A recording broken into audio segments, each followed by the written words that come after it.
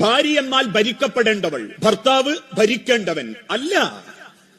നിന്നെ വാപ്പാന്ന് വിളിക്കുന്ന മക്കൾക്ക് വേണ്ടി പ്രാണന്റെ വേദന സഹിച്ച പെണ്ണ് നിന്റെ ജീവിതത്തിന് അടയാളമുണ്ടാക്കാനും അഡ്രസ് ഉണ്ടാക്കാനും ഒരു പ്രതീക്ഷയിൽ കൂടെ പോന്ന പെണ്ണാണ്. 10-22 കൊല്ലം വാപ്പാന്റെ രാജകുമാരിയായി വളർന്ന് അവസാനം നിക്കാഹിന്റെ വേദിയിൽ വാപ്പാന്റെ കൈപിടിച്ച് കബിൽത്തു എന്ന് ആത്മാഭിമാനത്തോടുകൂടി പറയുമ്പോ ഓരോ വാപ്പമാരും ആണിന്റെ കൈ പിടിച്ച് പറയുന്ന ഒരു വാക്കുണ്ട്, എന്റെ മകൾ എന്റെ രാജകുമാരിയാ മോനെ, അവളെ കൊണ്ടുപോയി വേലക്കാരി മാത്രമാക്കരുതേ എന്ന ഒരു വാപ്പയുടെ ഉമ്മയുടെ പ്രാർത്ഥനയുടെ സങ്കടത്തിൽ നിന്ന ഒരു പെണ്ണിനെ നമ്മളെ കയ്യിലേക്ക് കിട്ടുന്നത്. അതുകൊണ്ട് തന്നെ എന്നെ പോലെ അവൾക്ക് ആഗ്രഹങ്ങളുണ്ട്, സ്വപ്നങ്ങളുണ്ട്, അവളും ജീവിതത്തെപ്പറ്റി വലിയ സങ്കല്പങ്ങളുണ്ട്.